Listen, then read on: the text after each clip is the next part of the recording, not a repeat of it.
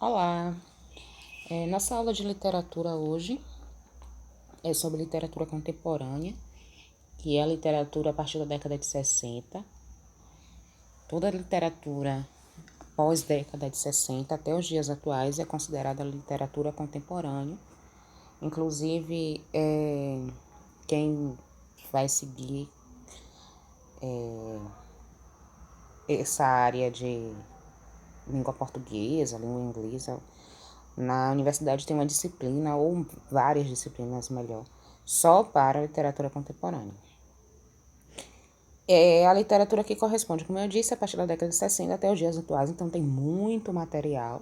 Tudo que é produzido hoje é considerado literatura contemporânea, literatura atual, né? Toda a poesia, prosa, verso, livro, tudo é considerado literatura contemporânea, ainda que por alguns não seja considerado uma literatura boa, né?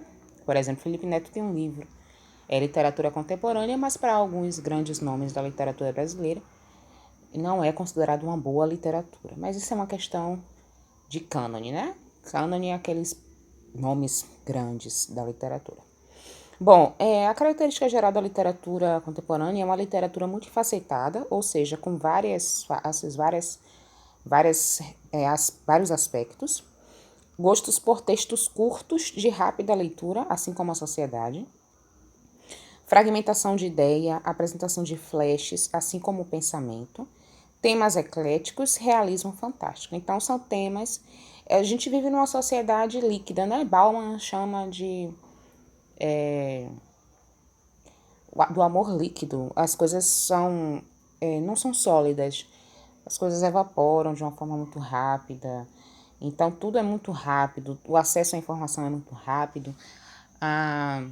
Então, a procura das coisas da literatura é aquela literatura de acesso fácil também.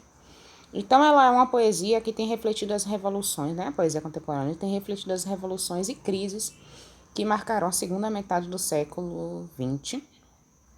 Poesia de subjetividade. O que é ser subjetivo? É ser considerado o pessoal, né? A ideia do ser, ela é levada em conta. Marcadas e identificável quanto ao gênero, a sexualidade e a etnia. Então, uma mulher escrevendo na sociedade contemporânea, na literatura contemporânea, totalmente diferente de um homem escrevendo. Porque ali ela vai impor sua subjetividade como mulher, né? O papel que ela exerce na sociedade. Então vai ser uma literatura totalmente diferente de um homem escrevendo. Mesma coisa, um adolescente escrevendo é diferente de um adulto escrevendo. Por quê? Porque hoje a gente considera a subjetividade do sujeito. Então, a marca do sujeito, idade, gênero, sexo, orientação sexual, tudo isso vai emplacar na poesia. A literatura escrita por uma pessoa negra hoje é diferente, porque ela vai tentar colocar a sua visão, a sua vertente, preconceitos, tudo aquilo que ela já viveu. Então é diferente de uma pessoa branca escrevendo. Isso é literatura contemporânea. A subjetividade do sujeito é levada em consideração. A linguagem passa longe do formalismo, incorporação de gírias, vocabulários chulos da geração 70, versos curtos em grande parte das obras e uso do pastiche. Pastiche que é a forma literária, né? Quando um autor imita a forma do fazer de outro autor. A forma de escrita, a subjetividade dele, de alguma forma. Então, tudo isso se resume à literatura contemporânea, né? Aquela literatura do sujeito, marcada pelo sujeito, pela forma como o sujeito se impõe diante do mundo e diante de suas questões. Bom, chamamos de tendência contemporânea todas as manifestações surgidas na literatura e nas artes, em geral, a partir da década de 60.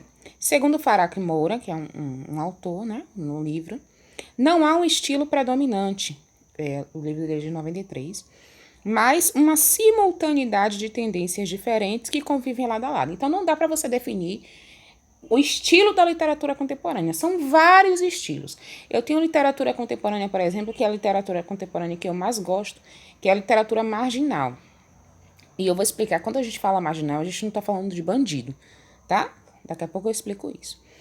Então, a gente tem várias tendências, várias formas de fazer literatura contemporânea. Não existe uma definição do que é literatura contemporânea ou do estilo da literatura. Isso é literatura contemporânea, isso não. Não existe definir o que é literatura ou qual a característica, porque cada um faz de um jeito.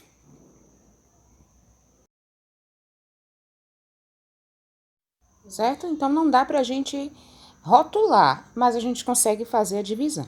Então, houve uma divisão em 5 tendências: o concretismo, a poesia de praxis, a poesia social, o poema processo e a poesia marginal. A gente viu. Não, não foram vocês, foi outra turma. Então, existe essa divisão, né? Não dá pra gente rotular o que é ou quem é poesia contemporânea, mas dá para vocês separar. Então, houve uma divisão em 5 tendências, então essas são as 5 tendências da poesia contemporânea: o concretismo, a poesia de praxis, a poesia social, o poema processo e a poesia marginal. Na próxima aula de literatura, a gente vai ver cada uma delas. Então, ver quais são esses processos, ver quais são essas tendências separadamente, de forma separada. Esse poema é de Saulo Pessato, ele inclusive tem Instagram, Facebook, é da literatura contemporânea. Se não disseres o que queres, farão contigo o que tem vontade. Então, uma das características da poesia contemporânea, próxima aula, para anotar isso aqui, é a acessibilidade. Então, hoje na rede social, a gente encontra muita poesia contemporânea. Bom, o contexto histórico. Nas últimas décadas, a cultura brasileira vivenciou um período de acentuado desenvolvimento tecnológico e industrial. Entretanto, neste período ocorreram diversas crises no campo político e social. Os anos 60, época do governo democrático populista de JK, que é Juscelino Kubitschek, foram repletos de uma verdadeira euforia política e econômica, com amplos reflexos culturais: bossa nova, cinema novo, teatro de arena, as vanguardas e a televisão. Então, isso tudo, né, a década de 60 foi a década em que iniciou-se o marco, considerado o marco do início da literatura contemporânea. Antes disso, a gente vivia nas classes da tendência literária, né? Eu tinha classes literárias, né? Romantismo, arcadismo, neoclassicismo, parnasianismo, as classes literárias, barroco, que a gente vê ao longo do Fundamental 2, né? A crise desencadeada pela renúncia do presidente Jânio Quadros e o golpe militar que derrubou João Goulart colocaram fim nessa euforia, estabelecendo um clima de censura e medo no país. Promulgação do AI-5, fechamento do Congresso, jornais censurados, revistas, filmes, músicas, perseguição e exílio de intelectuais, artistas e políticos. A cultura usou disfarces ou recuou. A conquista do tricampeonato mundial do futebol em 1970 foi capitalizada pelo regime militar e uma onda de nacionalismo ufanista espalhou-se por todo o país, alienando as mentes e adormecendo a consciência da maioria da população por um bom período de tempo. Brasil, ame-o ou deixe-o. A cultura marginalizou-se. Então, essa época de ditadura militar, a gente teve um problema muito grande com a cultura, com a literatura, porque tudo era muito proibido. A gente teve cantores, autores exilados, né? Gilberto Gil, Caetano Veloso, foram todos exilados. E em 1979, um dos primeiros atos do presidente Figueiredo foi sancionar a lei da anistia, permitindo a volta dos exilados. Esse ato presidencial fez o otimismo e esperança renascerem naqueles que discordavam da política praticada pelos militares daquele período. Na década de 80, inicia-se uma mobilização popular pela volta das eleições diretas, que só veio a concretizar-se em 89, com a posse de Fernando Collor de Mello, cassado em 1991 a 95. Eleição e posse do presidente Henrique Cardoso. Fernando Henrique, né, Cardoso? Então, aí a gente tem um contexto histórico para o início da literatura contemporânea. Então, se for questionado a vocês qual é o contexto histórico que vivenciou a literatura, vocês vão responder. Marco da ditadura militar, golpe militar, primeiros anos de Figueiredo, aí você volta a eleições diretas, que foi extinto pelo governo militar de Getúlio. Luiz Fernando Veríssimo é um dos nomes mais populares, vamos dizer assim, da literatura contemporânea. Ele é filho do escritor Érico Veríssimo, nasceu em Porto Alegre em 1936, competente saxofonista. Em 69 começou a publicar suas primeiras crônicas no jornal Zero Hora. A partir de 82 fez com que seu nome se tornasse conhecido em todo o país. A partir de então publicou textos muito curtos em vários jornais e revistas e produziu scripts para a televisão. Muitos de seus livros têm liderado as listas dos mais vendidos desde a década de 1980. Veríssimo já teve crônicas publicadas em jornais famosíssimos. Ele é um dos nomes mais conhecidos da literatura contemporânea e da literatura brasileira no geral, né? Luiz Fernando Veríssimo é muito conhecido. Às vezes a gente lê obras, conhece obras, ou de já ouvir falar, ou de já ter assistido alguma coisa, porque muitas das obras deles viraram novela, inspiração de novela ou minissérie. Da poesia marginal a nossos dias, que é o que eu fiquei de falar com vocês, da poesia marginal. Poesia marginal não é poesia de bandido. O termo marginal, ele tem origem no sentido de alguém ou algo que está à margem da sociedade, distante, isolado, está lá na margem. Não é no sentido de bandido, é no sentido de uma literatura. Então, poesia, literatura marginal é aquela literatura que é desconsiderada pela elite da sociedade, ela é isolada, descartada. Então, o que é a poesia marginal? É a poesia feita no gueto, da favela, hip hop, rap, música, arte, literatura, tudo que vem de baixo, da base da pirâmide, do marginalizado. Então, um novo perfil de poeta começou a surgir, deixando de ser um produtor cultural solitário. O número de poetas é imenso, tendências variadas desde a influência modernista de 22 ao concretismo. Tudo faz. Bom, então, a tendência é variada desde as influências modernas de 22 ao concretismo, ainda vivo e atuante. De 1970 a 80, eu tenho experimentalismo, recuperação da oralidade, preocupação ideológica, irreverência e formalismo. Até o momento, de 90 até o momento atual, segundo o crítico Manuel da Costa Pinto, há uma preocupação teórica e metalinguística, o rigor construtivo e a precisão léxica. Tem um autor de poesia marginal que tem ganhado, muita repercussão no meio literário, que é Ferrez. O acento no segundo E, se eu não me engano. Ferrez. Ele tem atingido um conhecimento, foi um dos escritores de uma revista que tinha uma publicação mensal, era anual, não me lembro. E é contemporâneo, atual, está vivo, escreve ainda. E fala dessa literatura de margem, do gueto. Então, eu tenho... quais são as características da poesia marginal? Estar à margem, que é o que eu expliquei. Estar contra. Então, a poesia marginal, ela fala de protesto, Ela não vai com base na poesia branca e elitizada. Poesia saiu do papel, dos muros, dos banheiros públicos, dos folhetos mimeográficos.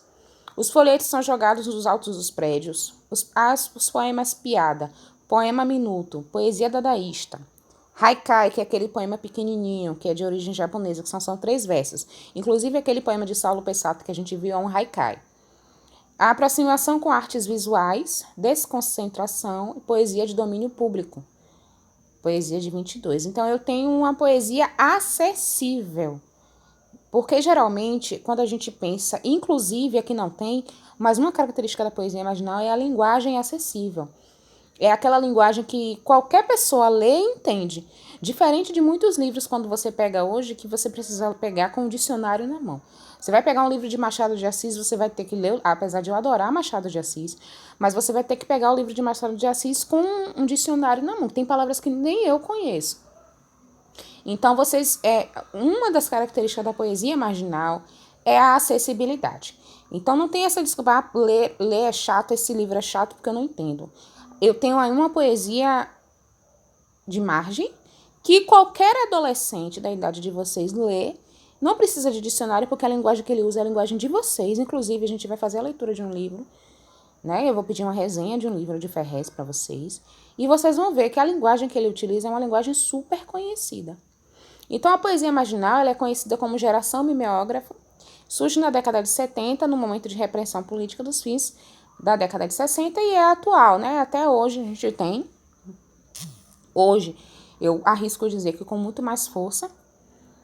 É uma poesia uma literatura que eu gosto muito, porque é uma literatura que eu acho muito acessível. Qualquer adolescente pode pegar a poesia marginal, a literatura marginal, ler e entender.